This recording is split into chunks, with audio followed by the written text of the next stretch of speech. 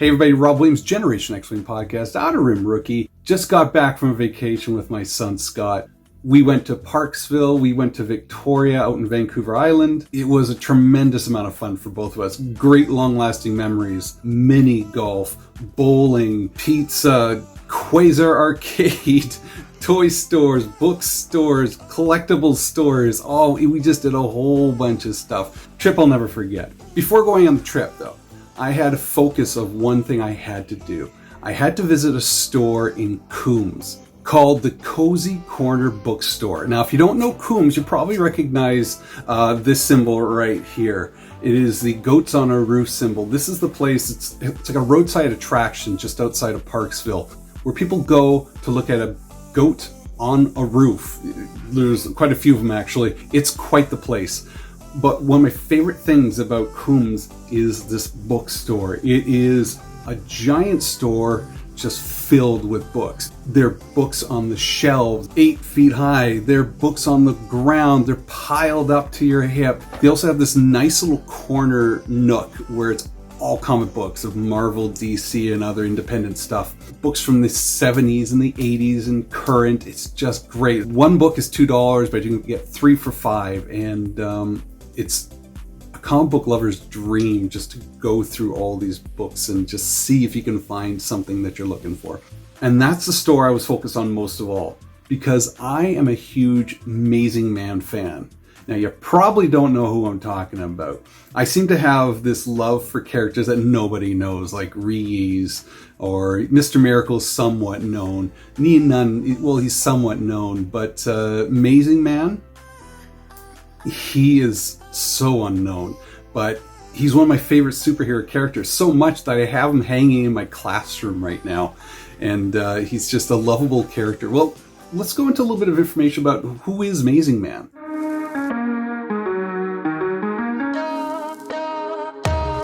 Quick short history of Amazing Man. Amazing Man is just this sort of Don Quixote sort of superhero. Created in 1986 by Bob Rozakis and Stephen DeStefano, I think I pronounced it right. It ran for 12 issues in 1986 and had a couple other specials. He's also appeared here and there in things like Secret Origins or what I just recently found out, Justice League Amazon, of all things, as the Justice League of Anarchy. A whole thing I'm still learning about. Going back to 1986, he's one of the first superhero characters that I learned about, besides your Batman, your Superman, your Spider-Man, all that sort of stuff. He was a unique character because he was more of a comedy character who lives in Queens, New York, and was seen as this, as it said, a kook. Just a short little guy who wears this giant yellow helmet with an M hanging off of it, and he wears polka dot boxers, a yellow cape and black spandex, giant boots that look too big for him, and he hangs around with Denton, his best friend, who's a dog-faced man who is a writer for BC Comics, their version of DC Comics. He was Brian before Brian was a Family Guy.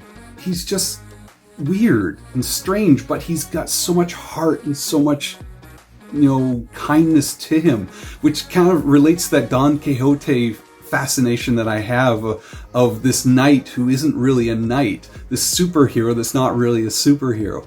I really enjoyed the series back in 1986, and later on when I really started getting into comic books, especially with the Justice League America, which was again another more of a comedy comic book. So I started collecting them, but I never was able to get the whole series.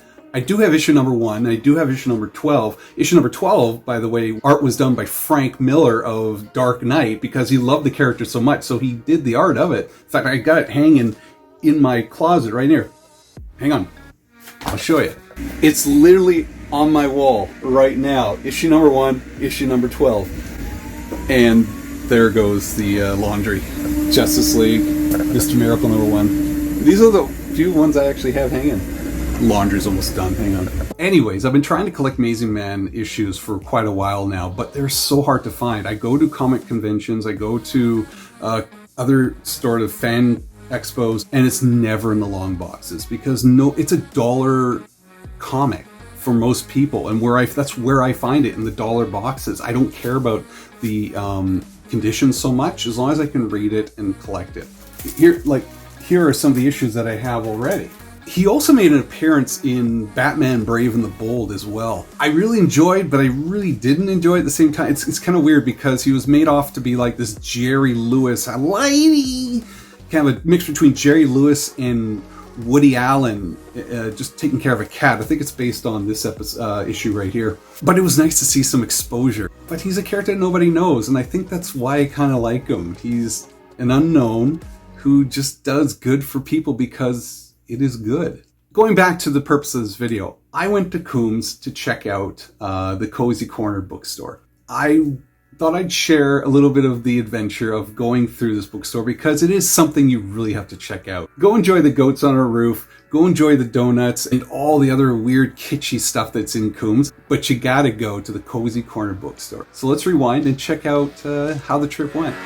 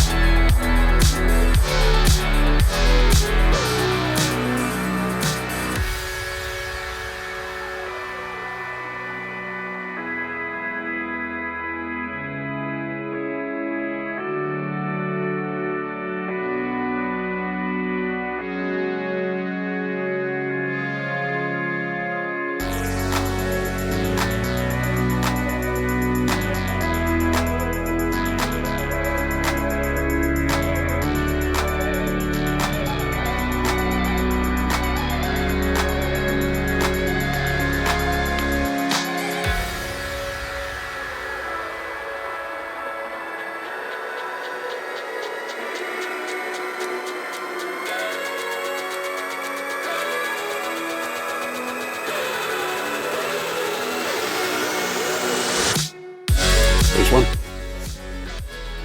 Is that a new one? Yeah, I don't think I have that one.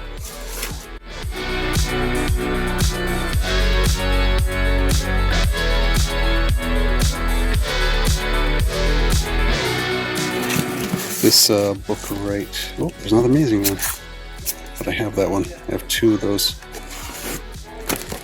So it's just random. This Legends series is what got me onto collecting comic books in the first place. Do you have that one? Yeah, I do have all the Legends. It's really one of my favorite series. Pretty sure I have this one, but I'm gonna put it there anyways, just in case I don't. This is where you find all your Amazing Man stuff. This is the only place I've been able to find my Amazing Man stuff. Alright, let's go into box number 3427. Right off the bat, more Amazing Man. Again, I think I have this one. So I'm gonna figure out which one's the best one of those. Oh, more Amazing Man. Oh, You have that one? I don't know. I got a list. I gotta check the list here. I think you have that one. So I'm gonna check my list. Give me a second here.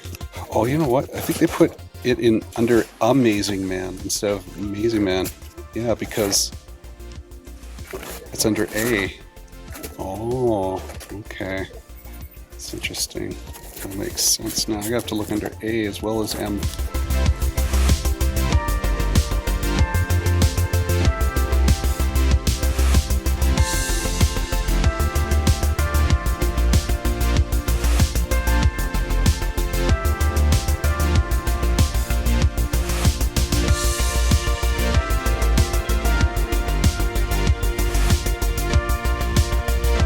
This is the best one here? Yeah. Alright. I trust your instinct. This one? That's the only one I have. I know this is better than the ones I have, so... Want me to judge? Oh, there's more of them here. What? Yeah. This is mostly Marvel, but there's the odd DC down here that I have to check out. I don't know. There's an M. There's an M. Oh. I think I've gone through most of them. And I think the ones I found are all doubles. So. No. I don't think that one's a double. You don't think this one's a double? No. No? Well, it's not on my list. I think we're done, bud. I think we're done. How's your jawbreaker?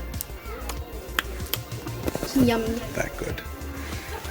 Walked out with 4, and I think all 4 I already have, but you never know. Alright, let's go. So, as you can see, this store is really cool. I enjoy it so much, but I have a feeling I've kind of tapped the resources after the last couple of years I've been there. So going to the Cozy Corner, I had a list of comic books I had to find.